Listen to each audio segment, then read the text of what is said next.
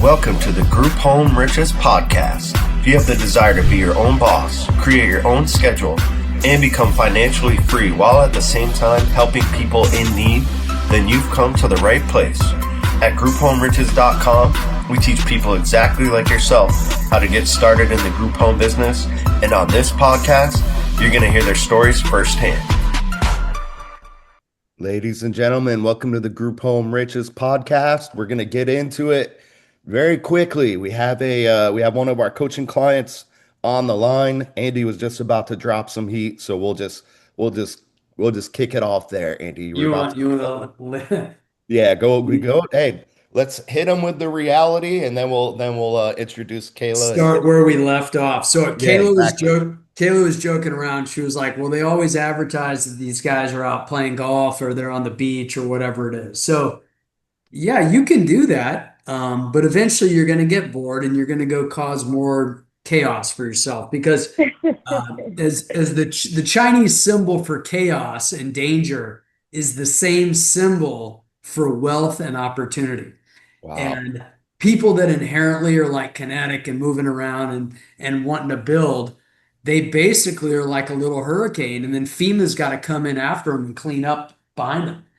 And after they clean up, the real estate's worth more, whether it's real estate business, whatever it might be. But in the interim, even if you're not growing per se, there's always little things popping up constantly. So there's fires you need to put out. Yeah, sometimes literally.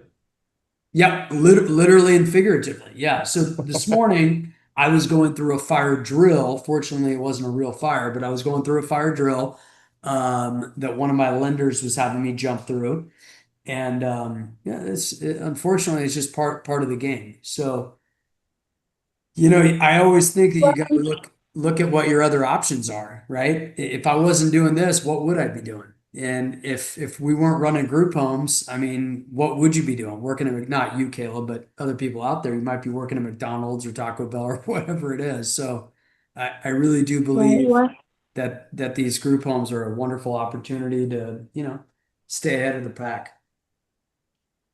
Well, I'm glad you're working in purpose and you're happy and available and healthy enough to put out these fires and keep the world moving forward. Hell yeah. All right. So I wanted to get that. So for the listeners out there, this is kind of a podcast / coaching call. So part of our coaching program on the fourth step, once someone's gotten their first home rocking and rolling, they've gone through the program, then they get on a coaching call with myself and Andy. We talk about scaling. We'll answer any questions. And kind of before we started recording, Andy was just kind of sharing some life from the investor side, and we wanted to catch it live for you guys. So, with that being said, we do have coaching client on the line. She just got rocking and rolling. The beginning steps, really. You guys out there listening, you may think you're in the beginning. Kahla just kind of got that first milestone, got that first property, and we're going to probably talk about scaling, etc. We're not sure, but I'm excited to hear her story, and me and Andy will see where we can help her out, and hopefully we have a part 2 here in like 6 to 12 months after you've absolutely blown it out of the water, Kahla. So with that being said, welcome and thank you for coming on. Of course. Thank you for having me. So before we get into talking logistics and things like that, I want to hear your background. What were you doing before you came to Group Home Riches? And then I know a little bit, but why don't you tell the folks also what made you get into it? What interested you about the group home business? So start, why don't you tell us just a little bit about your background? Yeah, for sure. So I am a nurse residing in Philadelphia. I work at a children's hospital in the city, but looking for outside opportunities to invest and build legacy for my children. Real estate has always interested me. The way money works and the way you make money grow has always been an interest to me as well. I listen to a lot of Dave Ramsey and I read a lot of books. Right now, I'm reading Richest Man in Babylon, and that's pretty good as well. But overall, just looking for an investment, and I wind up being blessed and buying a property in 2020 during COVID, and I bought it for real estate investment. And I got into it, very excited to be a property owner and a landlord. And I just had the tenant from HE double hockey sticks. And during this time, when I had the tenant that was not paying rent, it was during a moratorium. So that made everything extra complicated to go down to the courthouse and file evictions and the whole nine. It just became a whole process, which I'm grateful for now in the long run because I learned a little bit on how landlord-tenant court works, where to go, what paperwork you need, how long each process takes, because everything had to happen in steps according to law and the moratorium or whatever was in place. Since then, I lost all of my confidence as a landlord, and I decided to go ahead and hire a real estate manager or property manager, and they got my next tenant in and did their background checks and secured deposits, collected rent. I paid them a percentage, and then they paid me the rest, which I was able to pay my mortgage and secure my property. As of the springtime, I built my confidence through Group Home Riches to go ahead and step out on faith and start again as a landlord and property manager, but doing it in a more efficient way, helping more vulnerable populations, such as homelessness and people during reentry programs coming out on parole and things of that nature. I have been interested in Group Home Riches since 2023, but I felt like it was my time to go ahead and prosper now with the program and actually take everything that I've learned and put it into action. And thank God, successfully, I was able to fully fill my house as of Monday on the holiday that just passed on Labor Day. So I am definitely in a state of gratitude and very proud of myself for just forging through and I guess just sticking to what I feel is purpose and calling. And that's kind of a little bit about my background. Perfect. And great timing, by the way. Congrats on the Yeah, congrats. That's Thank awesome. you. on the Thank field you. property. Thank you. I appreciate that. Yeah, so that's there's probably a lot of people out there listening. Maybe they come from the real estate investing side, and we were kind of joking about it before the call. But yeah, if in my opinion, if you're getting into real estate investing for cash flow, even cash flow, but it's definitely not passive. Um, No. yeah, No, it's not. It's not. so for people like I've that been out running out around like crazy. out there listening, Kayla, are you like you have the property stabilized finally? Um, did you lose money in like that first year?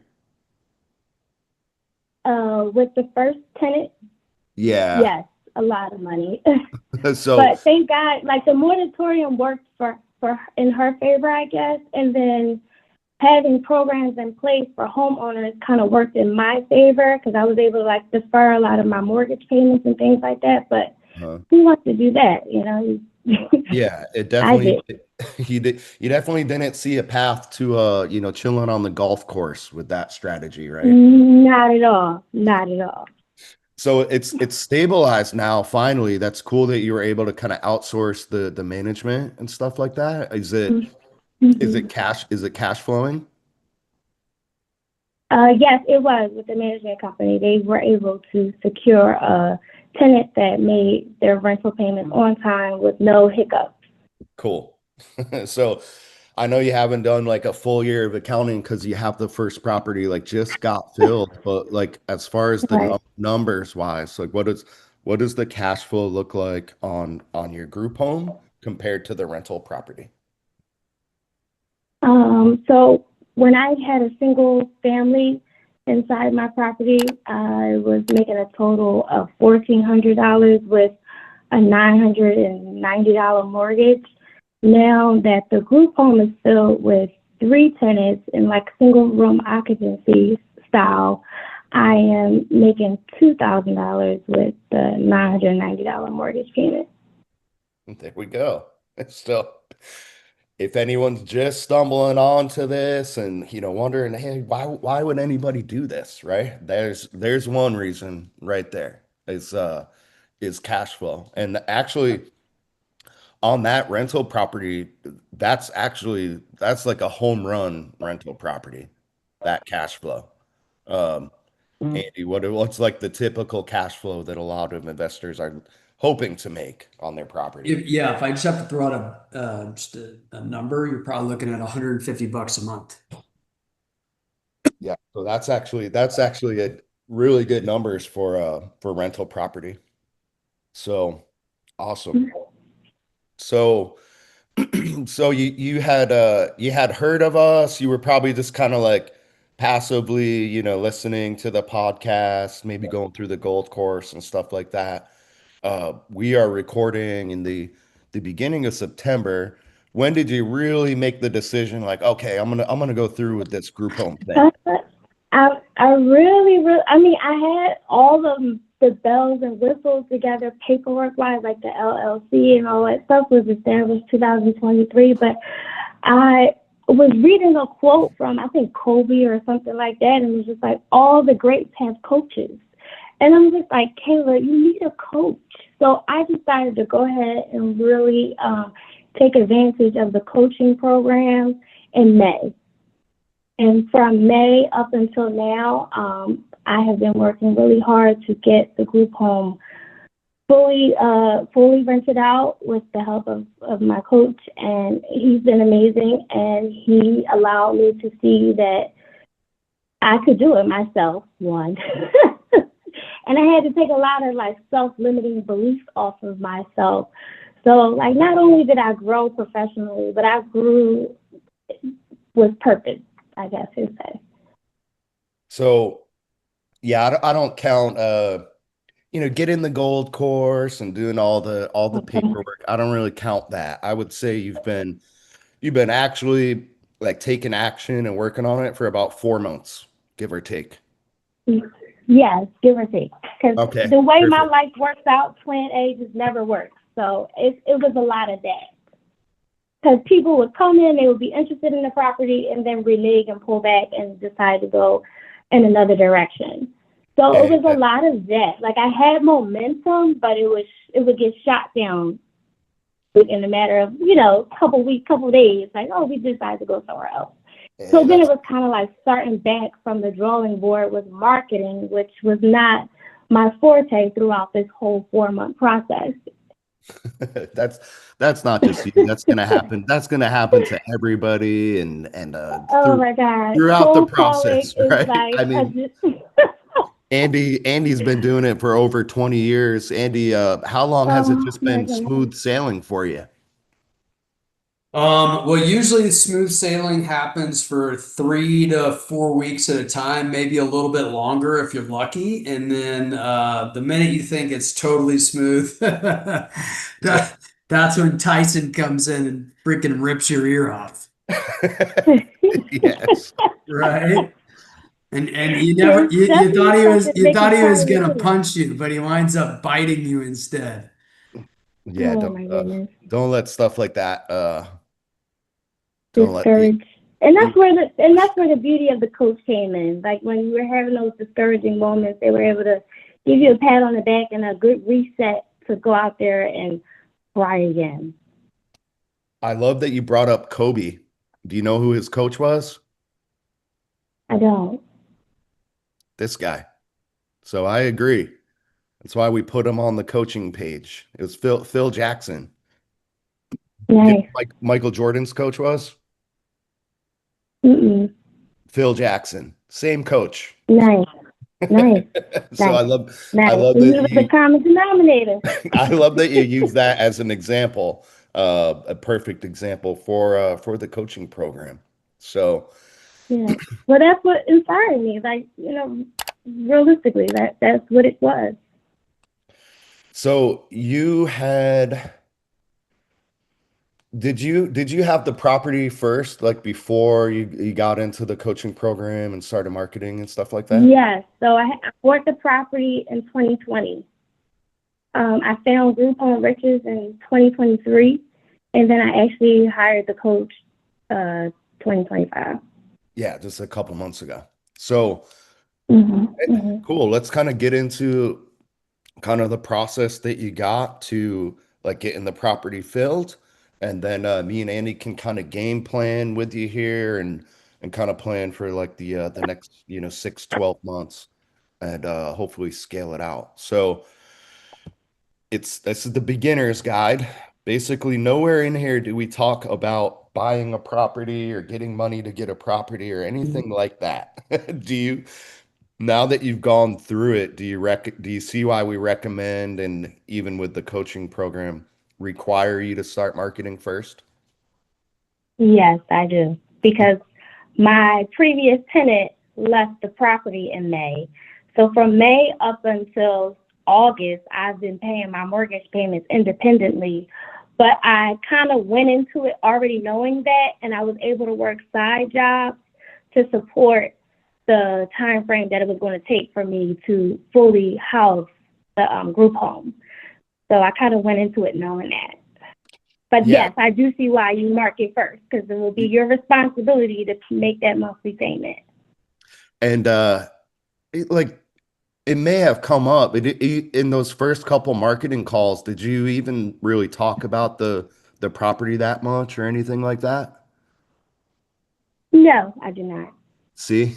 So it's not required. You guys definitely can Mm-hmm. get a property. If you do that, I recommend you kind of have a high risk tolerance and also, some cash reserves. Luckily, Kayla, you weren't like desperate. I'm sure you wanted to like fill the property, but I, if it right. was I like wanted to be desperate. yeah, if Mm-hmm. it was a situation to where I need to get this mortgage payment paid and I need to have people in there immediately or I'm going to, be facing bankruptcy. That is not a good kind of place to be starting a business. You need to be kind of in a Right. positive mindset, relaxed, you don't want to be in that like chasing mindset. So Mm-hmm. that's why we do work on the marketing first. So And Brandon, can I make a point on that also? absolutely. One of the other things that we're always, I think we're pretty solid about is we make sure that if we are going to take on, whether it's a coaching client, one-on-one client, what have you, we make sure we're not in the business of robbing people like a lot of these folks are. Hey, sign up, pay your, use 16 credit cards to pay your fee. That's not what we do, right? It doesn't align with our philosophy. So we make sure that we're getting people that are in the right state. They got a little bit of money saved up. They're positive. That's like the main thing we're looking for. They're go-getters and they want to improve their lives and the lives of the people around them. So That's a great point. Let me rewind. Not the first step of the coaching program or anything, but the first step uh, is absolutely to get your mind right, be in kind of a positive mindset. And yeah, we kind of skipped over that, but Kayla brought up a really good like book. She mentioned that you're always reading books like this, so that's the first step is to have a positive mindset. If you don't, you're not really going to go through this stuff, or you're going to get discouraged too quickly. So, yeah, great point. That's kind of the maybe not the first step of the program, but the absolute first step. Do that before you even think about getting the gold course or even emailing us, because that's something you need to work on yourself. Um, so Kayla, you mentioned you just started kind of getting into books like that, or have you always been kind of positive I mindset? mean, it's taken a while to get here. My maturity level has definitely elevated since first clicking on to Group Home Riches in 2023. Since then, Dave Ramsey is like, one of my favorites to listen to on YouTube. I read Rich Dad Poor Dad, and I've been able to read other great books from the suggestions that he put in Rich Dad Poor Dad to read. Did you have one that like kind of was the game changer for you that did kind of shift your mindset? The Bible. Excellent. Best book out there. Yeah. I know that was my game changer book. We interview some people. It just seems like they kind of we're always kind of had that mindset. Andy, I think you were like that a little bit. Rich Dad Poor Dad was the one for me that was just like an immediate shift. So Yes. Yeah, yeah, that book is awesome. if you guys find yourself out there listening and be like, oh, that won't work for me, blah blah blah. Then it won't work for you. Yeah, it won't. You Mhm. need a mental shift. So read the Bible, read Think and Grow Rich, Rich Dad Poor Dad. You need something that's going to shift your mindset. So that's a great point, Andy. So uh, and yeah, it sounds like Kahla, you kind of you went through that, right? So that's the first step Yes, for I sure. did. So Mhm. let's get into you had the first call and you were working with Sonny and Eric, correct? Yes. I was working with Sunny, and that first call was everything that I've already heard and processed with me doing the gold course. Yep. So I did get off the call like a little discouraged because I was ready for step 2. Like I'm ready for, the action.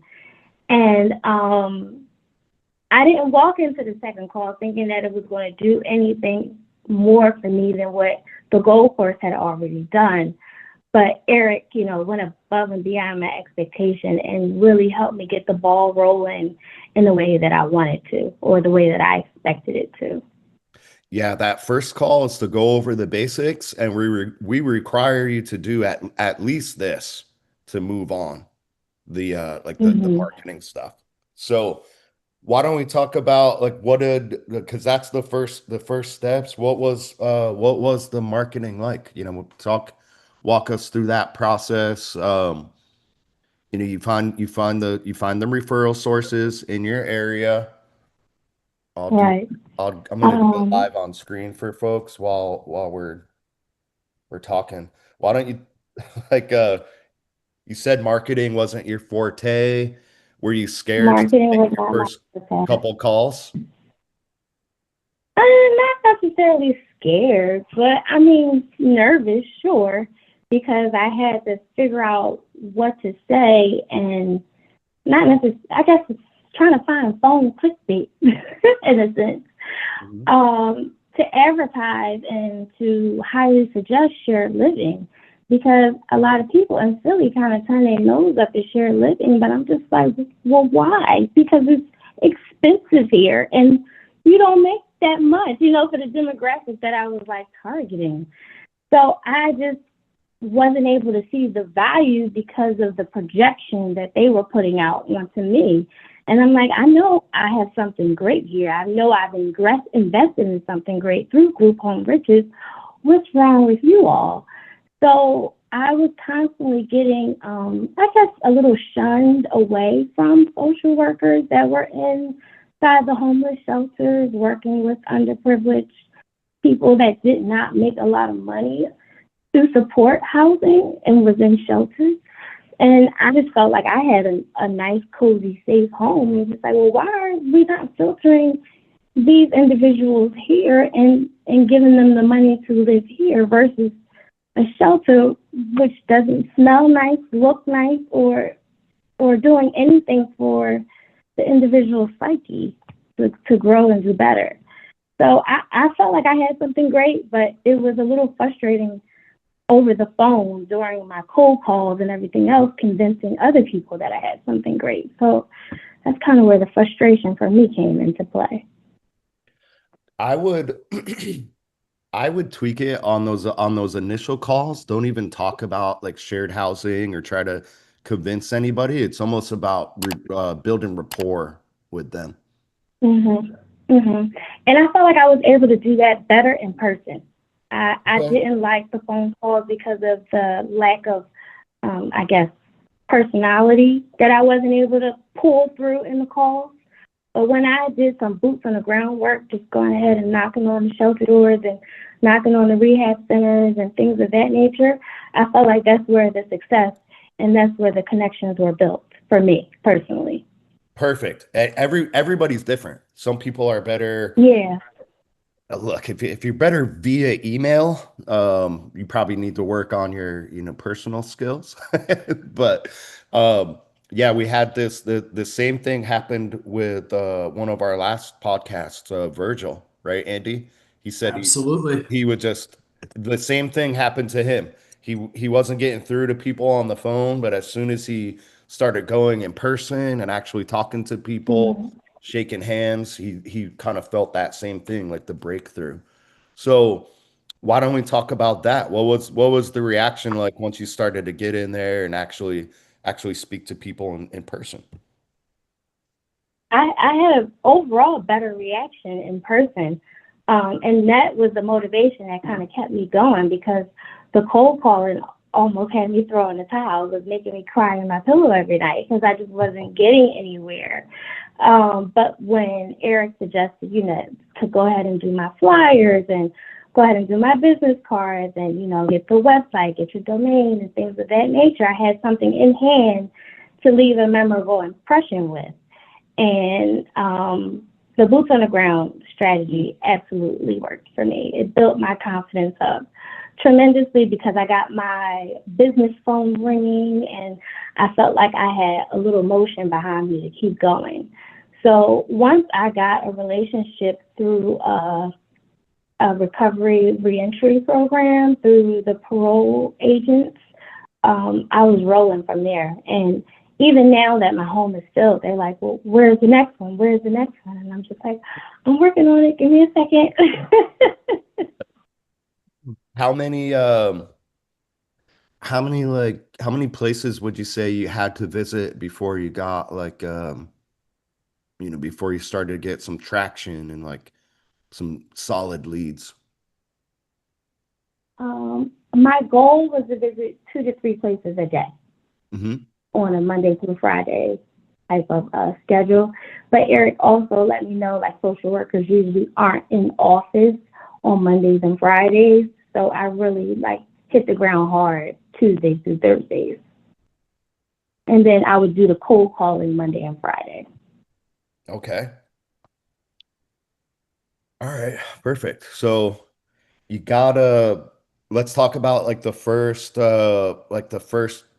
contract or like actual first licensee agreement, like the first deal that you did per se, the first thing that got people actually in your property and money coming in. Well, the first thing I did was like put the property up on Zillow, and I also did like a government form of Zillow through like paid admission. So that got me a little traction. Can I pause you there? And then Let me pause you sure, because sure, this is one of the reasons why we love doing these calls and the school group and things like that is because me and Andy sure. learned from you guys. So what was the government thing you said? So they had a landlord tenant conference here in Philly, Uh-huh. and it was just to bring everybody together to share information about, uh, I guess, government programs that will help with transitioning into homes. Like it was really built around uh, the HUD and Section 8, Continuum of care where they pay. program, probably. Yeah, sort of, kind of, and then they had this TAD mission through the Office of like Homeless Service, where you can go ahead and upload your property, and social workers would go to this website to see if their tenant was an eligible candidate for your property. All right. So that's why I wanted to Yeah. pause you because this is absolute gold right here. Hey, did Here, you see the screen? admission. So when I summarized it in my own mind, I was just, oh, this is like the government's Zillow Yeah. No, very cool. Sorry to cut you for off, the but most part. this is huge. We're definitely gonna look into it. I got it pulled on screen here, but it's pad mission and Admission. almost like Airbnb or Zillow to connect landlords with people that need affordable housing, something like that. Mm-hmm. Mm-hmm. All right, perfect. That's So ideally what it was, in my opinion. yeah, sorry to cut you Um, off, but that's gold. So I had to pull that up. So yeah, continue. So for sure. And then I made the first connection with the rehab center on Girard Avenue, and I was all hopeful for the person or the two people that I had connected with that they were going to be my future tenants. But in order for them to move forward with the process of living there, they had to do a home plan, which required their parole officer to come out and check the property for entries and exits and make sure that it was safe. Sometimes not in proximity to elementary schools for, different conviction reasons of the sort. And I was able to make good connections with the parole agents there. And from there, they filtered me my tenant that I currently have now. So the tenant that I thought I was going to have, I didn't, but I was able to make connections with the parole officer. It's awesome. yeah, That is awesome. yeah, That reminds me of the conversation we had with Virgil the other day. So much of this business boils down to just going out. It's Operation FaceTime.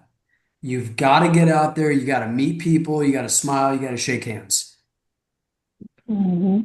yeah. So our Mm-hmm. coaching No kidding programs, on that. even the Done With You program, really the main goal of that is to get people confident enough to go speak with these people, kind of get their feel for it, see who they connect with. Uh, but once yeah, that's key. It's a relationship business. You need to be able to Mm-hmm. like kind of network on your own, and um, it's a people business too. They're going to do business with people that they like. So those first couple steps that we do, Kayla, you can probably see it now. We've Mm-hmm. forced you to do that, right? So you could learn. Right, absolutely.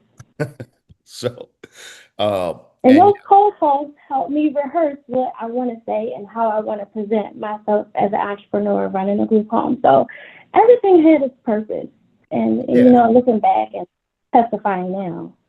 so yeah, we make you gonna like the cold calls are easy because if something's like worst case scenario, something goes bad or you get nervous or something like that. I mean, in theory, you could just hang up the phone and regroup and but and eventually even through the goal,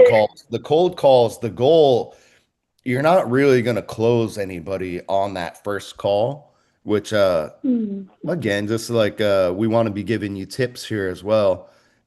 With the calls, it's more like rapport building and the end goal of the calls is not to get like a contract or anything like that. It's to get an in-person meeting or something like that or a Zoom meeting. So you're going to need to learn how to do that eventually anyways.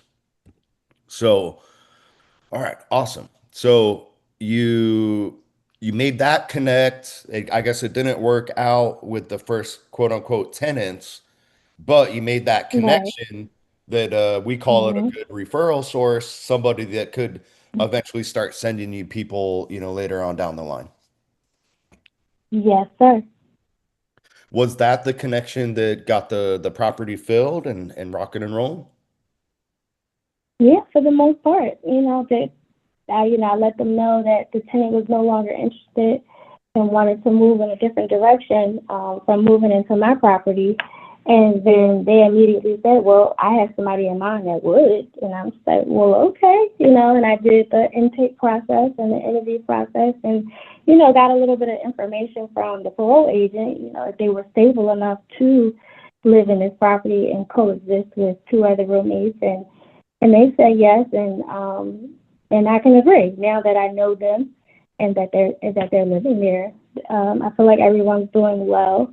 Like one of the gentlemen texted me today and was just like, "I'm so happy to have you as a landlord, and have a blessed day," and that made me feel great. So I feel like I feel like everything worked out, I'm and just I'm excited chuckling. to move forward to keep scaling up and finding the next property to help more people. I'm just chuckling kind of internally here. Andy, do you wanna tell people what the riches mean in group home riches? Yeah, funny enough, it's not it's not what you would think. It's not the money in your bank account. It's not the money that keeps flowing into your account each and every month. Um, what it actually is getting letters from people that you've helped out 5 years ago, helped them get off the street. It's the people that are 80 years old and the nursing homes won't take them, hospitals won't take them, but you'll take them and you'll care for them, and you're getting paid every month Hmm. doing it. And they say thank you. It's the Thanksgiving meals that you may or may not to provide for your clients, but the smiles on their faces. So again, it may sound a little bit cheesy, but I'm telling you guys, those are the things that will actually keep you going. Number one. And number two, what you realize is that, and Brandon and I pound this point all the time, the more people you help, the more money you make. It's literally that simple, right? More people you help, the more money you make. And so it's just another form of being rewarded spiritually and financially. Hmm. I'm guessing that was one of the things that drew you to the business as well, Kayla. Just you were doing nursing beforehand. I believe you work in like a children's No, hospital. I'm still a nurse. I don't have enough properties to quit my day job. Okay, we're gonna get into that soon. But um, yeah, anyone that goes into that business, you didn't do it for the money per se, but you got it because you like helping people, right? Absolutely. Yeah. I So, definitely took one of those personality tests going into college and landed right on caregiver. yep. Exactly. Exactly. So yeah, a lot of people out there can relate. The thing is though, with those, you know, you end up working crazy hours, um, and you're not really a path to generational wealth or anything No, with no. nursing, unfortunately. And one of the things that we really pound the table on as well is getting one or two of these things set up, getting your business going, and then using the business and the business plan to go out and acquire hard assets, going out and acquiring real estate, because that's what's going to lead to, as Brandon said, generational wealth. Mhm. Yeah, we'll get into that. I want to talk about kind of the plan here moving forward. Um, before we go that, so we kind of we sent you out into the field, kind of made you do the marketing. You were working with Eric. After call number two, I don't know. I think you were kind of ahead of the program a little bit, Kayla, but we want you to get like after call number two, we want you to get either a first licensee agreement signed or at least some type of verbal commitment from a referral source. It sounds like you got that through the person with the reentry program. From Mhm. uh, and then home acquisition. You already had the home. If you guys I are out, already had the home. yeah, if you guys are out there listening and you don't have a property or anything like that, at this point, we would if you get either like approved for a mortgage or you get a relationship with an investor or landlord that's willing to work with you, we would count that. And then we move on to call number three, which is really just to kind of review everything and kind of prep you for getting that home filled. So what were some of the things that Eric went with over with you, or what was some of the your main takeaways to that kind of prepped you for where you're at now, which is the field home? Yeah, so Eric definitely had to put the band-aids on my wounds for the tenants that reneged, or the tenants that I thought I had in the bag. And then once those wounds healed up, I was working on a lease that I would present to the tenants once they did get in. I was also working on sending out like continuous emails to the connections that I did make, like to the parole agents and social workers and case managers, just to reinforce everything that I said in person. And I did that through like MailChimp.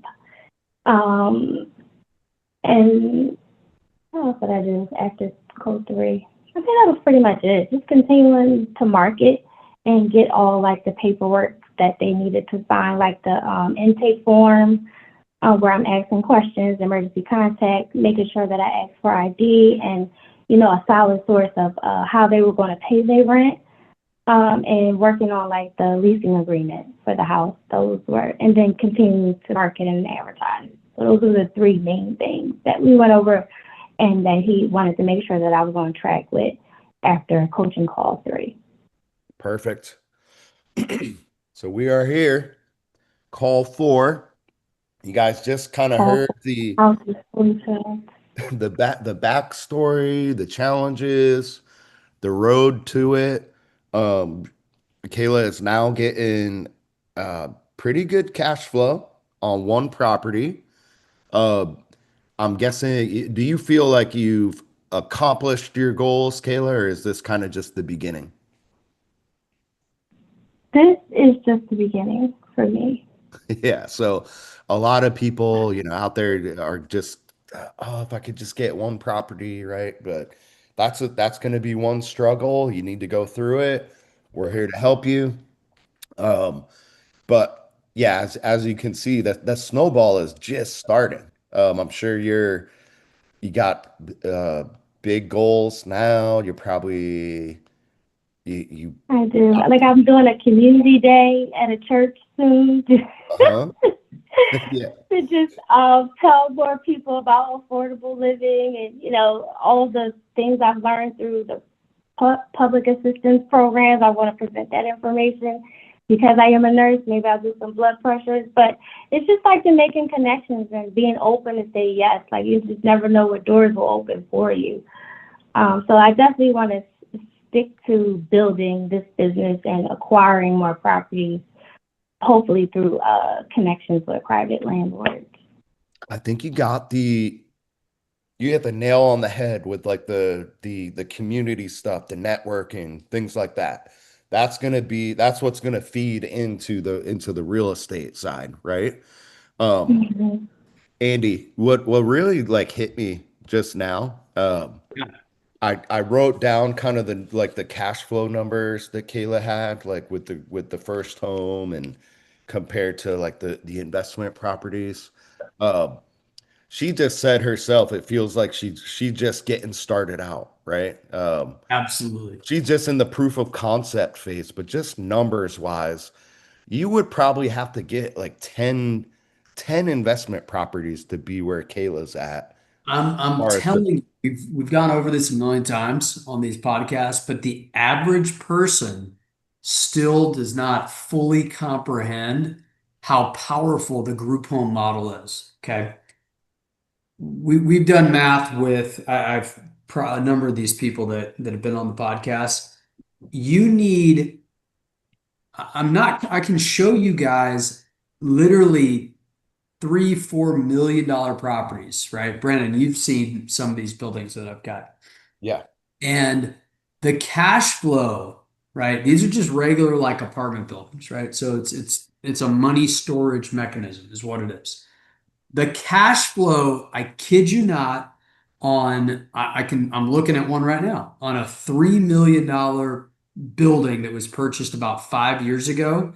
And my debt on it is probably, call it 60% LTV. The monthly cash flow on that thing is less than like two group homes. Mhm. with more work. Now, less work for me Mhm. because I'm not the one running it, but this is how powerful this group home model is. 2 or 3 group homes will make you more per month than like a $4 million apartment building. Yeah, I agree. And I'm not even getting the full amount that I should be getting through the coaching that you all provide by putting 2 people in a room. Yeah, I decided to go with one person because I'm just starting out. I wanted to get a feel, make sure this was something that I liked and I enjoyed before I, added more people to one property. But I could be doubling my numbers with throwing an extra individual in one room, so 2 people per room. Right now, it's just one person per room in 3 rooms There's total. there's give and take with everything. The single private rooms, Andy, you got properties like that as well. Um, Mhm. you know, it's yeah, you're still getting an amazing cash flow compared to it being a Yeah, rental. I agree. There's going to be less Mm-hmm. less issues. It's probably easier to manage. Um, Mm-hmm. yeah, if you put two to a room, you'll get a little bit more cash flow. If you do bunk beds, you'll get even more cash flow. So it's all give and take. Yep. So, but man, to Andy's point, it's like a lot of people out there listening, Andy, they're like uh, they're imagining like the people that own these apartment buildings as being like just No, they have you no know clue. And so it reminds me of these people that are more interested in putting their faces on the front page of the local business journal um, than actually making real cold hard money. yeah. Like that, So that's what it really boils down to. People are more interested oftentimes in bragging about what the total number of units they have or the total amount of assets they have. They're more interested in bragging about that than they are about being humble and just making tons and tons and tons of cash flow. Hello. Like like that, and that's the reality. So what do you want? Do you want to go try to impress your friends and lie to them with a Louis Vuitton bag? Or do you want to actually have $100,000 of liquid cash in your checking account? Like what will make you feel better? For some people, they really want the Louis Vuitton bag and they want all the bells and whistles, just like a lot of people want to brag about how many apartment buildings they own, even though they're making no money on them. Mm-hmm.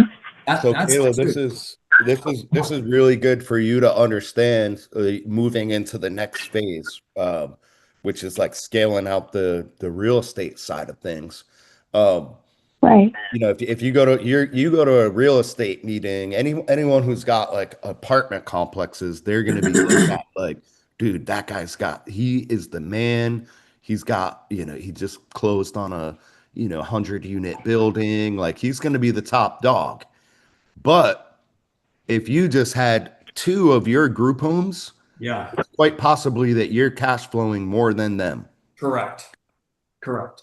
So it's very good to understand this stuff so you can kind of you want to kind of put yourself in their shoes and you want to understand the value that this model brings and with Mm-hmm. that right? Like you are the prize in this situation. Yes. So um yeah, so those the numbers are The numbers that you can make out of 2 group homes are phenomenal. And if you guys want me to go over it real quickly, just mathematically, let me show you how we do these numbers. Okay. I'll So do it. You let's want me to pull up the calculator, right? okay, yeah, pull up the calculator. That way Yeah. everybody can kind of see it on YouTube or whatever. Yeah. Okay. So bare minimum, you're going to make, call it about 2,500 bucks per property per month. Okay. So 2 properties is making you $5,000 a month.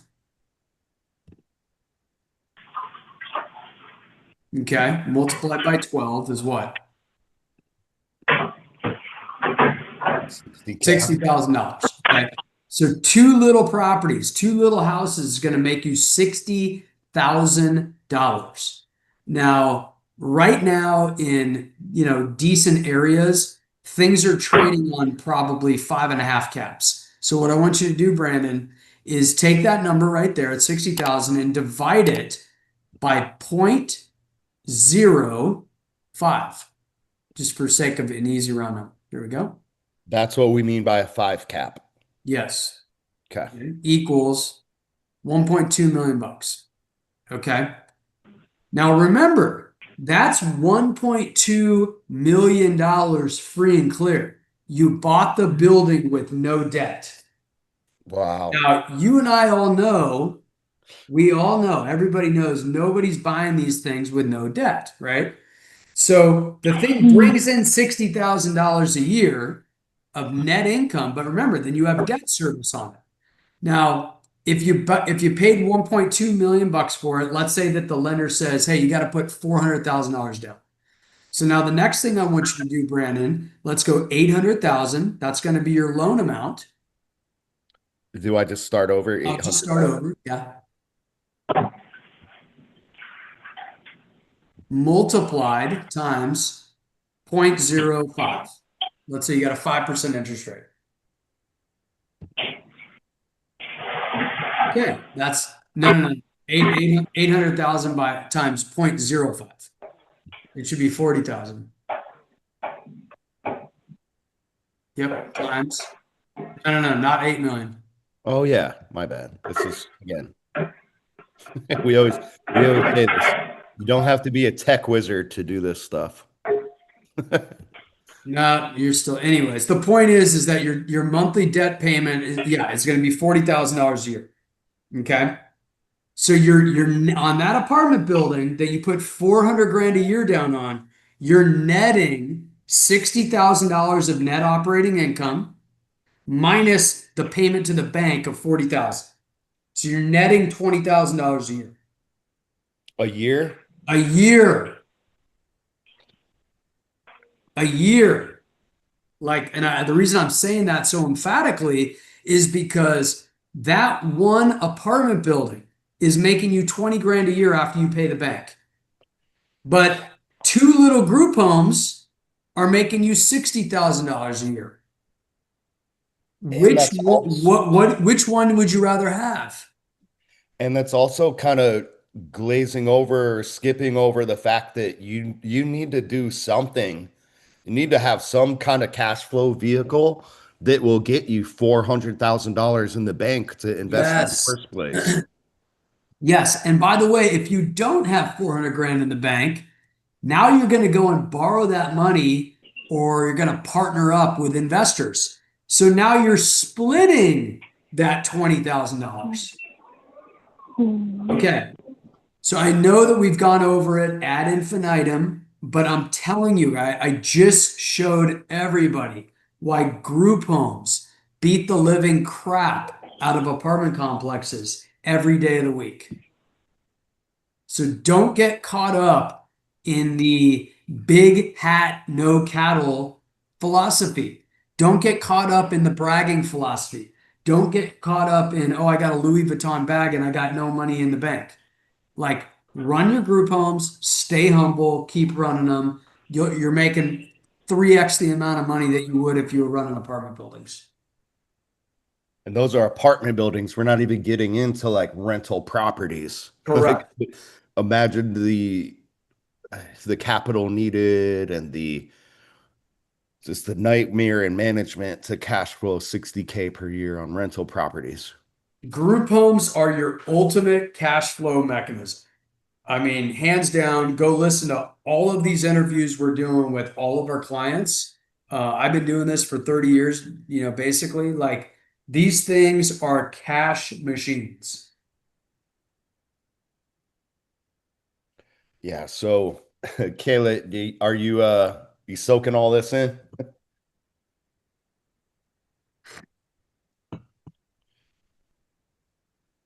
Kayla, you there? We lost Kayla. Well, let's wait for her to call in or join.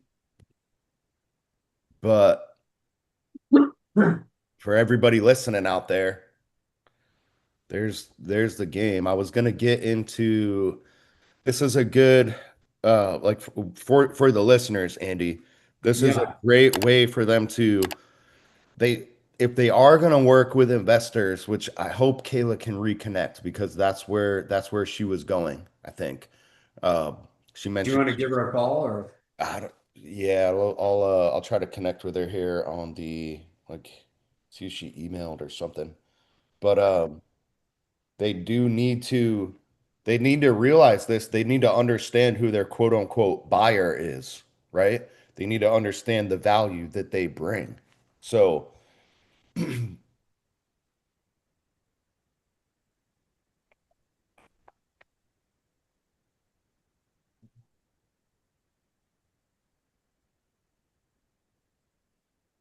probably just cut this part, Andy. I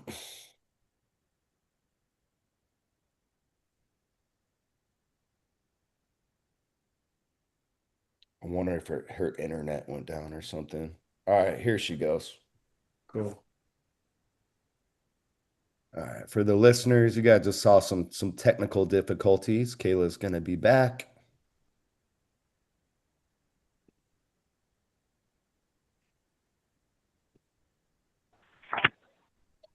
There she is. Hello, guys. Sorry about that. Disconnected.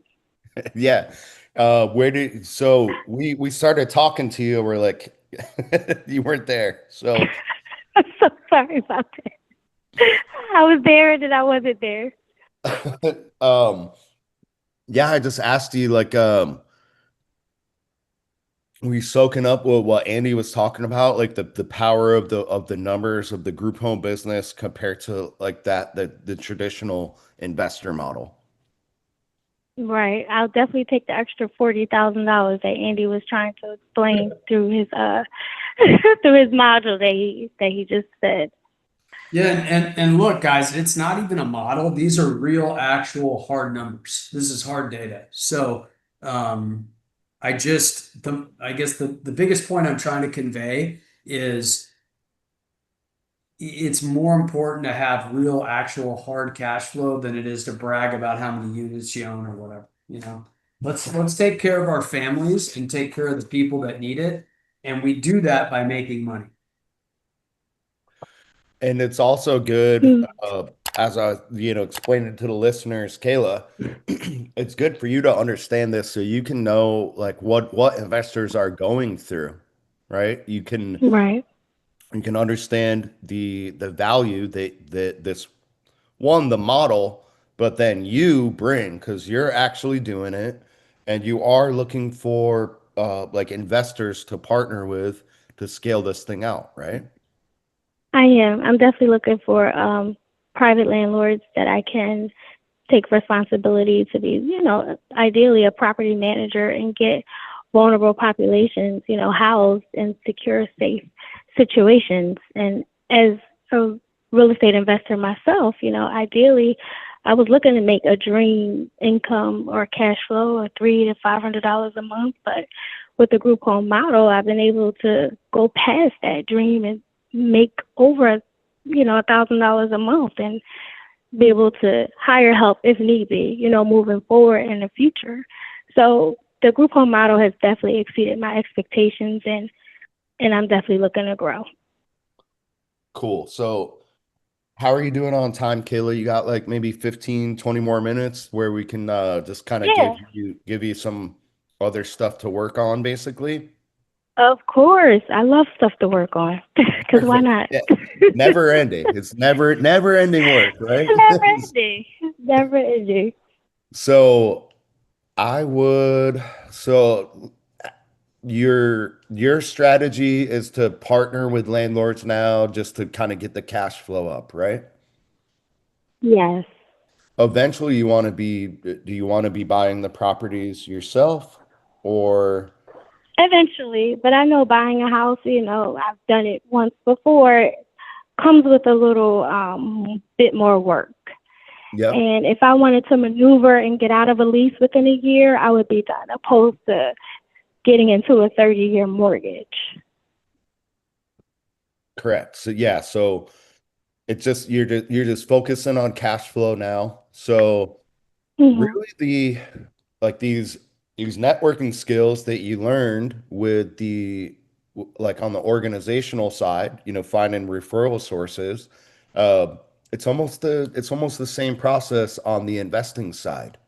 Hmm. Whether you want to partner with landlords, or even if you want to get into like raising capital to go purchase those apartment buildings, for example.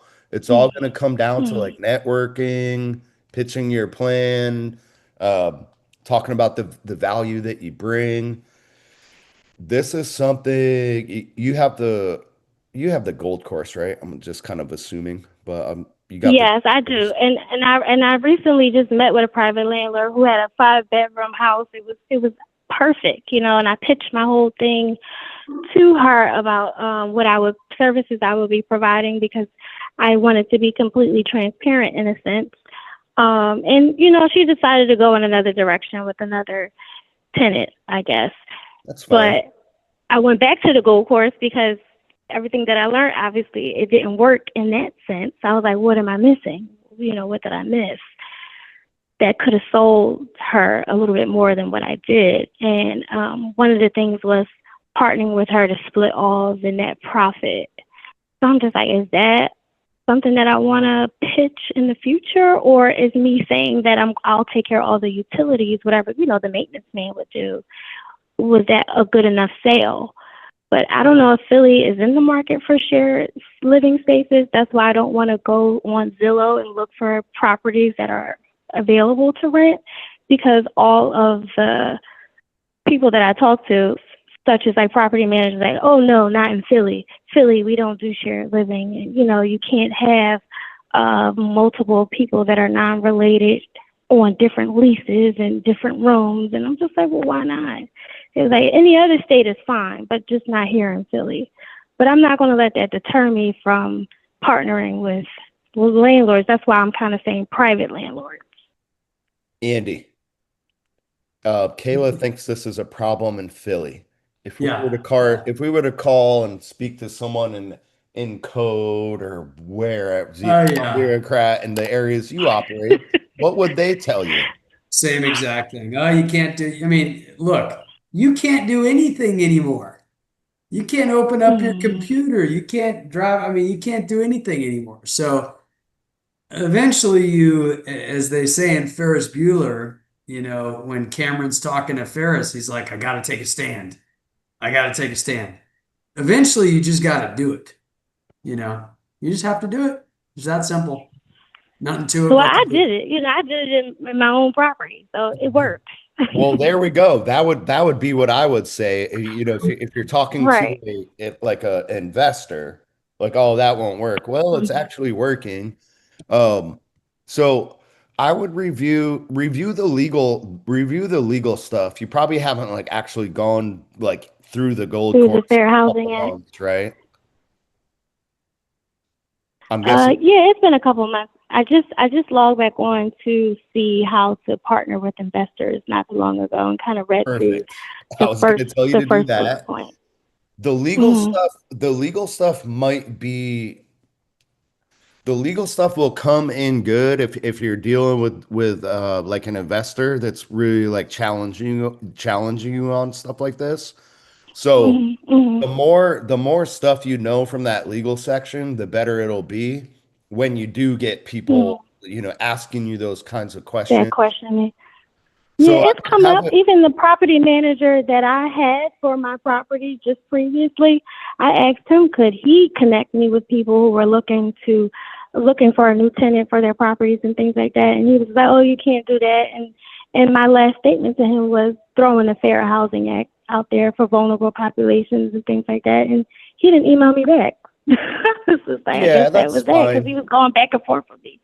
Hey, All of Brandon, this stuff is going to be a there are numbers game. 55 rooms for rent in Philadelphia, Pennsylvania, and pad split. What's that all about? Yeah, perfect. I Perfect mean, example. come on. Mm. Like, So the naysayers are never going to make any money. I have it pulled on. pulled up on screen here, Kayla, but it's in our school group. Uh, Mhm. it's called Another W from the legal section. But this guy, he's in Texas, but I'm telling you guys, it's everywhere. You're gonna get this stuff. Zoning sent this, long, and I'm not gonna read it here. You guys can see it on the screen. It's just legal mumbo jumbo. Okay, all he did was send the legal letter back from the gold course, and they said, "Thank you for your patience. After speaking with zoning, they stated that your current use of the property is legal. We apologize for any inconvenience. We appreciate your willingness to assist us." Blah, blah, blah. Mhm. So if you go through that legal section, uh, Mhm. it'll be, the more you can understand from this, the better to handle objections like this.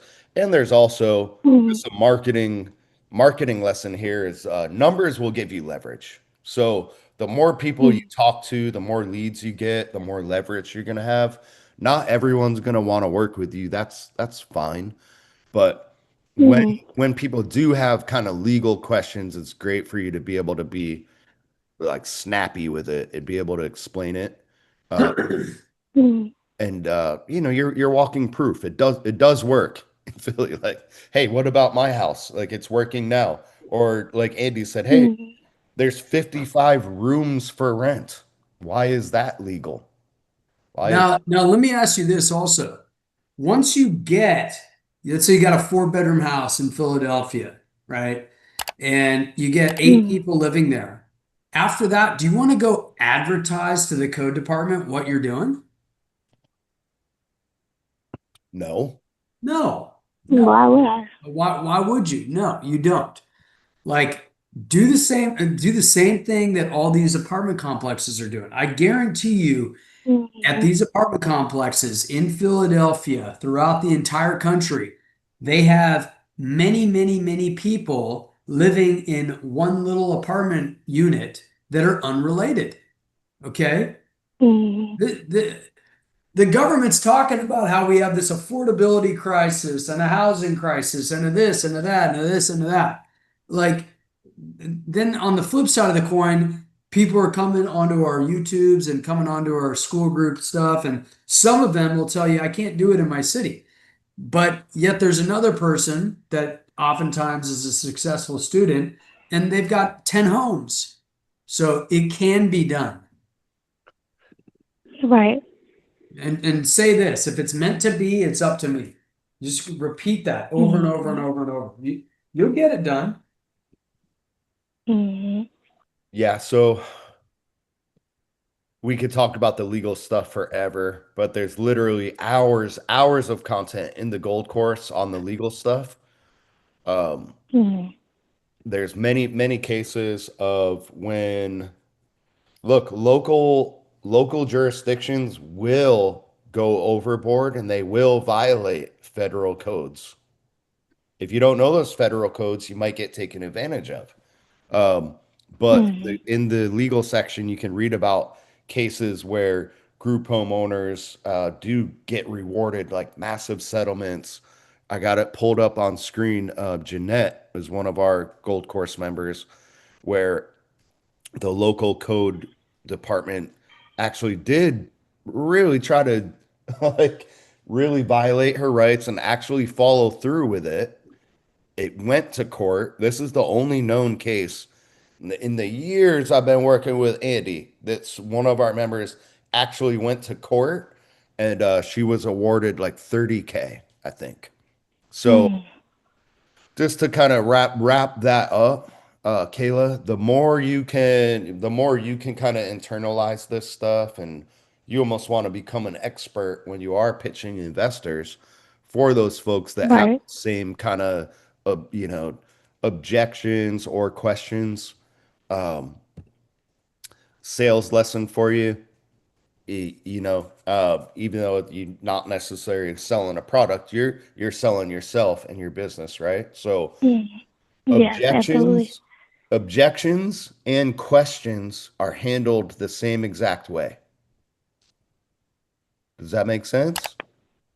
Mhm.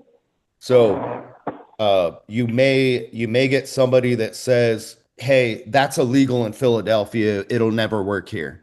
That's an objection. A question would be like, "Oh, hey, what are the laws related to shared housing and how does that relate to Philadelphia?" That's a question. The answer is the same. Mhm. You handle them both the same. So, That uh, makes sense. yeah, the legal stuff, something to brush up on. Always, you reach out to us if you have questions on that stuff. If you get if you are in a meeting or something like that and a situation comes up that maybe you feel like you didn't handle it correctly or you didn't know what to say, always reach out. We always want to help people that are looking, moving through, taking action. Um, but Yeah, I thought I presented myself and what I had to offer in an excellent fashion, you know. So when she decided not to rent her house to me, I was a little, taken back, but I understand that this is not for everybody. I understand that. I correct. kind of walked into it understanding that too, but I just thought it was a little bit of a different connection because I pitched it so great. Yeah, it's fine. I'm just like, Um, well, what else did I have to offer her? Half of, everything that I make on top of what she wanted for rent. But you just walk away like it's just not for everybody, and it has to be understandable getting into this business. here's what I would do. And it's the same, it's the same idea of the marketing for referral sources.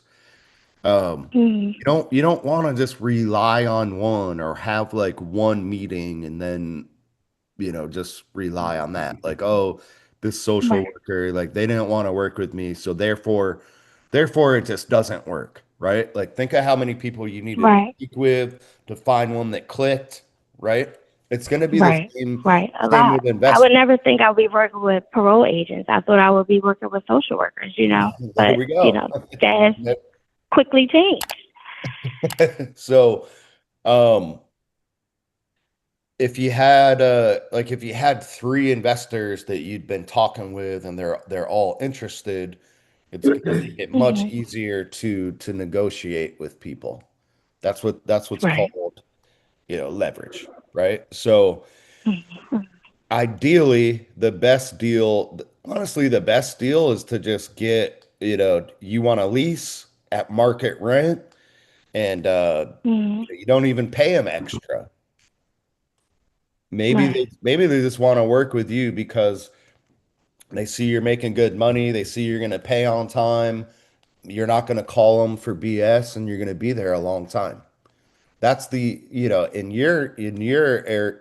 from your side, that would be the best, right? So Okay. you want to aim That's for enough. that.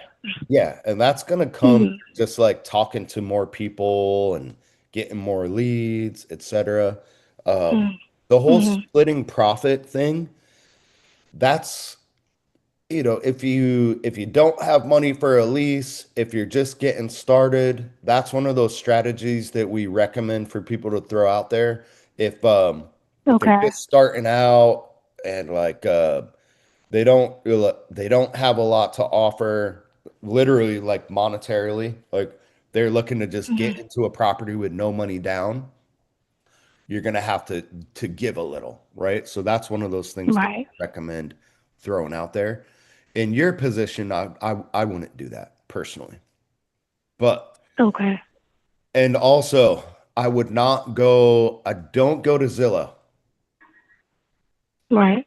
Don't be cold calling. I would recommend you go to real estate meetup groups. You said you're better in person anyway. Real estate group. Yes. Have you ever gone to a real estate meetup or networking event? Never. Mm-mm. All right, here we go. This is going to be the game changer for you. So Okay. I got it pulled up, but I think you don't see my screen, right? You're just calling in again. No. Okay, so Yes. just go to meetup.com, Philadelphia, Mm-hmm. and go to these meetups. Let me see. I'll find one for you here live. We're gonna Okay. go in person. Andy, I'm here. imagine you as an investor and you'd be like, you didn't know about the group home stuff or anything like that. And somebody like Kahla, you just like started chatting with her and she started talking to you about what she was doing. What would your impression be as a I'd love it. yeah. I'd absolutely love it. You want to know why? Because I know she's going to get paid. I know she's a businesswoman running a business out of the house. And number Mhm. three, I've just got to, I mean, she's going to take care of all the riffraff. This Thank you, is a Andy. real estate investor's wet dream. Yeah, Kayla. So I've I've personally, and even our coaches in the Done With You program, I don't think we've ever pitched an investor who hasn't been at least like, open to working with us or our clients when you can explain this stuff Okay. to them. You will get objections or questions, right? So you might get people that ask or even Yeah. object about the legal stuff. They may say something like, "Oh, yeah, that sounds great, but it's not legal in Philadelphia." So the better you can handle Mhm. stuff like that, the better you'll be. I'm looking for some meetings for you. I like ones that have a lot of people. Are these real estate? No, dude. All right, sorry guys. Meetup like changed their settings or something.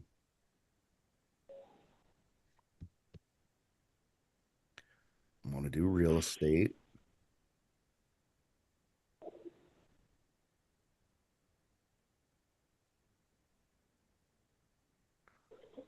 There's a ton of meetings in your area, Kayla. I'm looking for some that are gonna have a lot of people, but I'll do a little more research on this. Meetup changed their settings, so I'll find one for you, okay? But go to meetup.com. Okay. Look at real estate, look for meetup groups, networking events. Mhm. You already said you do better in person. You want to go look and find people, like Andy, and that's it. Um, and it's the same process, not just for like leasing a property, but even if you want to find Mhm. someone to like, even if you're looking to raise capital, it's the same process. Mhm. You want to Okay. like if you can pitch a real estate investor who's willing to give you like their property and work with you there, you'll be more likely to be able to like raise capital to actually go and purchase these properties. You're going to need to do that anyways once you start working with banks and things like that. Right. Would you agree with that, Andy? Absolutely. Yeah. You got to get out there and talk to people. So I would start there. Also go to the gold course. If you go to the sample business plan to acquire capital, Mhm. you get a couple properties rocking and rolling. This is something that you could look into, raising capital. It's I the sure will do. same process and same we have the example business plan here in the gold course. So that's what I would focus on. The marketing, like Eric Mhm. said, absolutely continue to do that. You're in the point now where you feel like you need more properties, right? Yes, I do. And quick. But I don't want to be desperate. I want to do it the right way with the right investors. Well, So I that's won't have a headache in the long run. So I'm doing the hard stuff first so it could be easier in the long run. 100%. So, yeah, that's what let's just leave it there then. That's what you need to focus on is doing that. More Also, properties. I'd get Mhm. into I would get on Facebook. Uh, I'd get onto Facebook and start looking for like local investor groups online as well. So Okay. I'm not big on Facebook. I actually don't have one, but I feel like Facebook, you got to filter out all the BS, yeah, but it's worth it. It's worth a shot to look into. message Eric and he'll give you like instructions on how to find investor groups and then the copy that we Okay. use for our done with you clients. It's a just way to like Okay. maybe if you can't make it to an in-person meeting, you can at least get some numbers in and same thing. You'll find local investors. It's a pretty easy quote unquote product to pitch once you know this stuff. So I Okay. think other than that, it's just about repeating what you've done already. You got to obviously continue marketing, continue making the connections and things like that. Um, Right. as usual, Andy, we went over time. Um, but Kayla, do you have any questions for me or Andy before we wrap it up? Not that I can think of at this time, but I am very confident if I do in the future, I can email you and get a response. Yes. Absolutely. We love it. All righty. I don't Yes. know if Love that.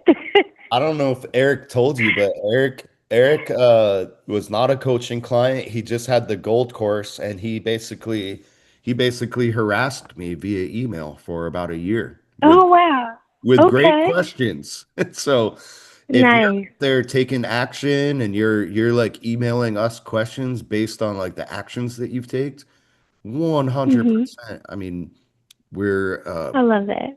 even if you have bad questions, I mean, we're gonna respond back. So Love that even more. so guys out there listening, it may be daunting for you to think that you could get that first group home, right? And that may be in your mind, that might be the first goal. But as you can see here, Kayla went through that process. She had her ups and downs, she had challenges, but if you guys, if you guys just put your nose down, start hustling, following our game plan, get the coaching if you can swing it, right? If you want to quote unquote pay for a shortcut, we have the coaching program. We also have the Done With You program. But yeah, in a couple months, you guys could be in the same position that Kayla is in now. And now, as you see, Kayla, you still feel like you got the proof of concept, is what I would call it. But you kind of feel like Mhm. you're just starting to get this thing rolling, right? Mhm. So yeah, that's it. So what is like the 6 to 12 month plan, Kayla? How many properties do you want to have and what are kind of your goals moving forward? Goals moving forward is to keep the connections that I've already built with the case managers, social workers, parole officers, people that work down at the church that I'm about to do the community day for through marketing and just MailChimp, sending out emails periodically, and just keeping my name and face relevant. I'm also going to work on a plan to secure some properties through real estate investor groups that you suggested on meetup.com and through Facebook, and continue to work with Eric to see if he can give me any leads moving forward. My goal is to have 3 diamond homes. That's like the password for all my stuff that I've built around my group home. So I'm really setting my goal to 3 homes right now, and just scaling up from there. But right now, my idea number of homes is 3. I don't want to say easy, but that's very doable. Very Hmm. doable. I feel like it's doable. Yeah, absolutely. So we'll have to come back. We'll have to do a part two once you hit that. And yeah, Nice. keep in touch. We're here to work with you. Andy, I'll throw it over to you for some final words, final thoughts Man, for all the listeners out there. guys, all I ever do is repeat myself. If you listen to me, I say the same thing every single time. Take action, get started, quit screwing around. Don't go buy Louis Vuitton bags. Don't go showboating. That stuff is not important, right? You do not want to be the big hat, no cattle guy. You do not want to be all dragon, no fire. You got to get out there and you got to Mm. work and yeah, work, get started, get one of these things up and going, understand the ins and outs of it, how the business operates, And once it's up and going, you're going to feel pretty confident to get number two up and going. Once you got number two up Mhm. and going, you're making more than probably 85% of society with a good degree of reliability. All right, now you're at number two. Guess what step three is? On to number three. A couple months later, you got number three rolling in, right? Now you got $7,500 per month of, I don't want to call it passive, but I will call it leveraged income. You're not working 40 hours a week for that. Okay. So now you're on number four. Most of you guys out there realistically can retire on $7,500 a month. That's the truth. If you're in California, you can't. If you're in New York, you can't. But most other parts of the country, you're doing pretty good on about 7,500 a month. So that's why I'm always saying the same thing. Get started with one. Once you got one up, get to number two. Once you got number two up, get to number three. So that's what I'm going to leave everybody with. Beautiful.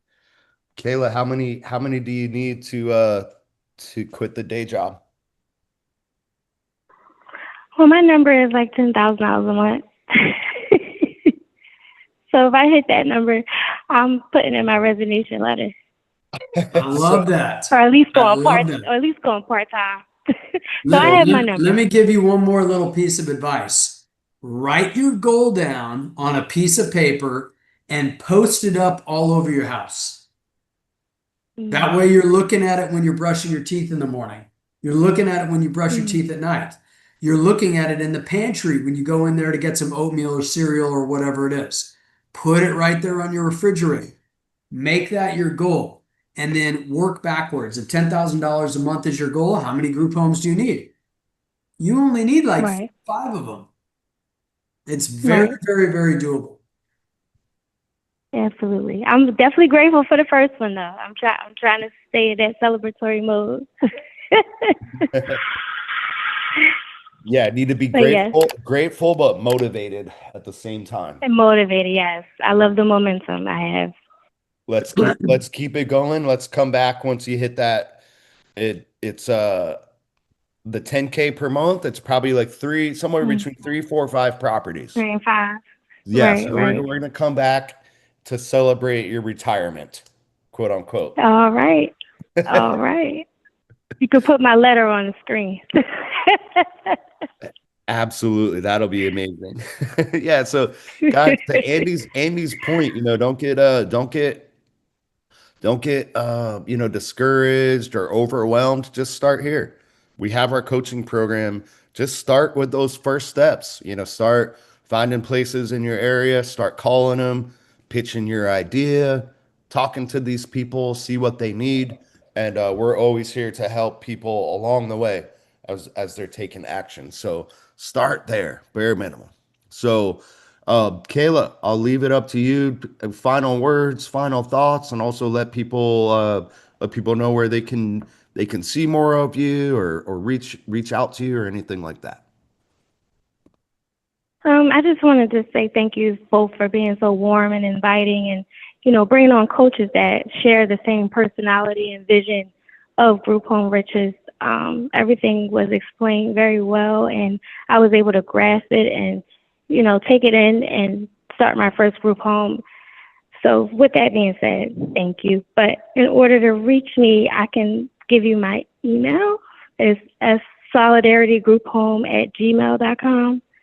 Um, and I'm open to receive any emails. I'm not sure what I can answer at this time because I'm still in my baby steps. But if anyone does want to reach out or partner with me, any investors, I would definitely take advantage and see it through. Perfect. There it is.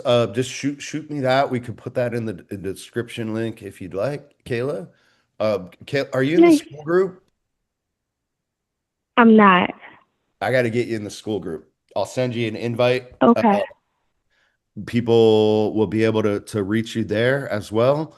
And then we also have Okay. we got an area in here for partnership opportunities where we encourage investors to kind of get in there, do local networking. So there's a bunch of people in here that are looking for people like you. So uh, I got them pulled up on screen right here. So I'll get you into that school group. I'll send you an email later for that. So that might Alrighty then. I that look might be a forward to it.